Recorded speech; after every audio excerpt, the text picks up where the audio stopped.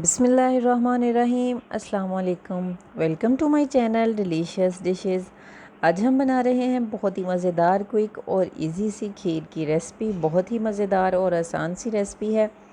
खाने के बाद ठंडी ठंडी मीठी मीठी सी खीर हो तो खाने का मज़ा और भी बढ़ जाता है। तो आपने ये खीर की रेसिपी लाजमी ट्राई करनी है। बहुत ही जल्दी से और आसानी से बनने वाली रेसिपी है।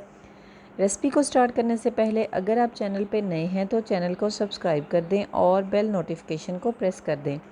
तो चलें हम अपनी ये मज़ेदार सी ठंडी मीठी सी खीर की रेसिपी को बनाना स्टार्ट करते हैं। बिस्मिल्लाहिर्रहमानिर्रहीम। सबसे पहले लेंगे एक बर्तन, जिसमें डालेंगे हम 2 किलो दूध। आपने जितनी बनानी है आप उसके मुताबिक दूध ले सकते हैं। दूध डालने के बाद इसमें डाल देंगे 4 से 5 सब्ज़ इलायची। इलायची आप खोल के अगर आपको पसंद है तो आप वैसे डाल दें, नहीं तो आप ऐसे साबित ही इसमें डाल दें। इलायची डालने के बाद इसको एक दफ़ा मिक्स करेंगे और बॉयल होने के लिए छोड़ देंगे। साथ ही लेंगे एक ब्लेंडर जग, जिसमें डाल देंगे आधा कप चावल, जिसको मैंने 4 से 5 घंटे के लिए पहले ही धो के भिगो के रख दिया था। इसमें डालेंगे आधा कप दूध और इसको अच्छी तरह से ब्लेंड कर लेंगे।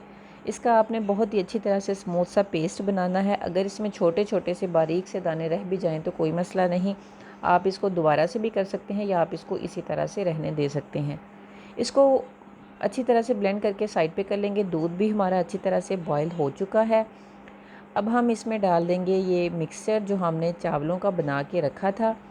मिक्सचर डालते हुए साथ साथ आपने चम्मच को लाजमी हिलाते रहना है ताकि चावल अंदर जाके इसकी गुठलियाँ ना बन जाएं। सारे मिक्सचर को डालने के बाद उसमें थोड़ा सा पानी डाल के जग में आप बाकी का भी इसमें डाल सकते हैं, या अगर आपके पास एक्स्ट्रा दूध पड़ा है तो आप वो भी डाल के इसको अच्छी तरह से जग को साफ़ करके डाल दें और इसको पकने के लिए रख दें। इसमें साथ साथ चम्मच हिलाते रहें और इसको बॉयल आने दें। जब अच्छी तरह से बॉयल आ जाए तो इसको एक दफ़ा दोबारा से किनारों से अच्छी तरह से साफ़ करें और मिक्स करके इसको पकने के लिए रख दें। खीर में जब बॉयल आ जाए तो आपने इसमें चम्मच को मुसलसल हिलाते रहना है ताकि जो चावल हैं हमारे, उनको हमने ग्राइंड किया है, वो नीचे ना लगें।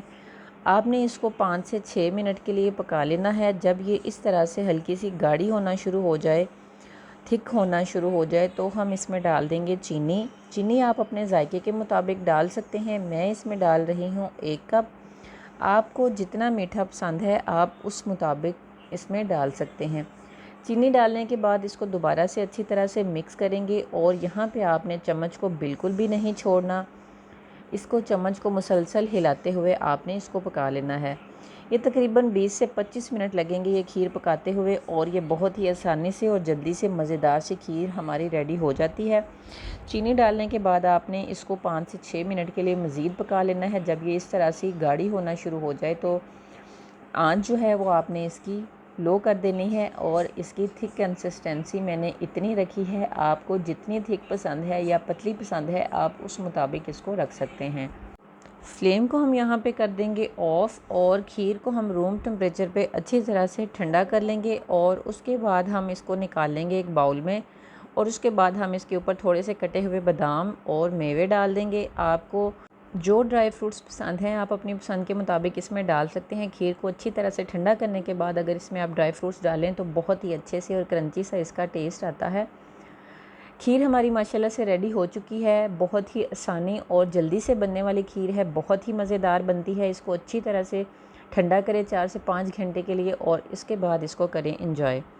ये खीर की रेसिपी अगर आपको अच्छी लगे तो इसको ज़्यादा से ज़्यादा शेयर कर दें और चैनल को सब्सक्राइब कर दें। आपको ये रेसिपी कैसी लगी मुझे कमेंट सेक्शन में कमेंट करके ज़रूर बताइएगा। मिलते हैं अपनी अगली एक और मज़ेदार सी रेसिपी के साथ। तब तक के लिए अपना बहुत ज़्यादा ख्याल रखिएगा, मुझे दुआओं में याद रखिएगा। अल्लाह हाफिज़।